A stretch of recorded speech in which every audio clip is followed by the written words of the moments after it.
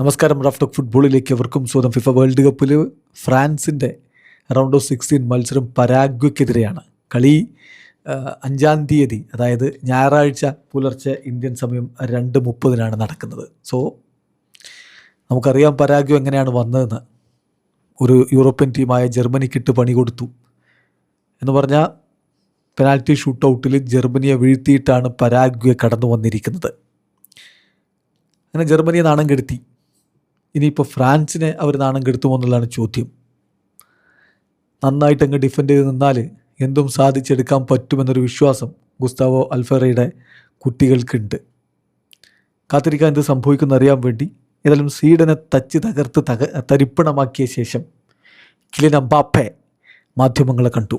എംബാപ്പയോട് ചോദിക്കുന്നുണ്ട്, പരാഗ്വയ്ക്കെതിരെയുള്ള കളി ഈസിയല്ലേ, ഫ്രാൻസിൻ്റെ കാര്യങ്ങൾ ഈസിയല്ലേ? അദ്ദേഹത്തിൻ്റെ മറുപടി, എന്ത് ഈസി?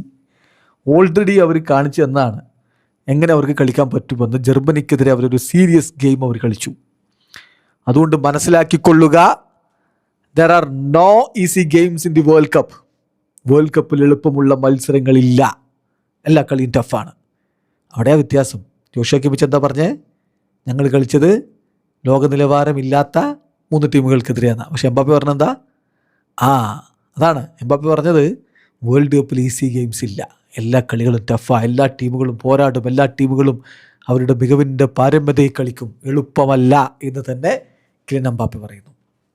ഏതായാലും ഗോളടിച്ച് കൂട്ടിയാണ് എംബാപ്പെ. അദ്ദേഹത്തിൻ്റെ കളിയെക്കുറിച്ചും ദിദിയർ ദശാമിൻ്റെ ടീമിലെ സാന്നിധ്യത്തെക്കുറിച്ചും ഒക്കെ പറയുന്നുണ്ട്. അദ്ദേഹം പറയുന്നു, ഞാൻ ശരിക്കും അവെയറാണ് ഞാൻ എങ്ങനെയാണ് കളിക്കുന്നതെന്നും ഞാൻ ആരാണ് എന്താണെന്നൊക്കെ. ഞാൻ വിചാരിക്കുന്നത് ഇനിയും ഇമ്പ്രൂവ് ആവാനുണ്ട്, ഞങ്ങൾക്ക് ഇനിയും ഫ്രഞ്ച് ടീമിന് ഇനിയും ഇമ്പ്രൂവ് ആവാനുണ്ട്. ഏതായാലും ഒരുപാട് അവസരങ്ങൾ ഞങ്ങൾ മുൻനിരയിൽ ക്രിയേറ്റ് ചെയ്തു, അത് സാധിച്ചെടുത്തു ഈ കളിയിൽ. പിന്നെ ദശാം എന്ന് പറഞ്ഞാൽ ഈ ഗ്രൂപ്പിൻ്റെ ലീഡറാണ്. ഞങ്ങളെല്ലാവരും അദ്ദേഹത്തോട് ഒരുമിച്ച് തന്നെയുണ്ട്. അദ്ദേഹം ഇതിലെല്ലാം, അദ്ദേഹത്തിൻ്റെ അമ്മ മരിച്ചതിനെ കുറിച്ചാണ് പറയുന്നത്, ഈ ഘട്ടത്തിലൂടെയൊക്കെ കടന്നുപോയത് എൻ്റെ ടീമിൻ്റെ സപ്പോർട്ടോടു കൂടി തന്നെയാണ് എന്നുകൂടി കിലിയൻ എംബാപ്പെ പറഞ്ഞു. ടീം മികച്ച രൂപത്തിലാണ് മുന്നോട്ട് പോകുന്നത് എന്ന് തന്നെ അദ്ദേഹം ഉറപ്പിച്ചു പറയുന്നു. വീഡിയോ അവസാനിക്കുന്നത് ഫുട്ബോൾ ലോകത്തെ കൂടുതൽ വിശേഷങ്ങളുമായി റഫ് ടോക്സിൽ എത്താം.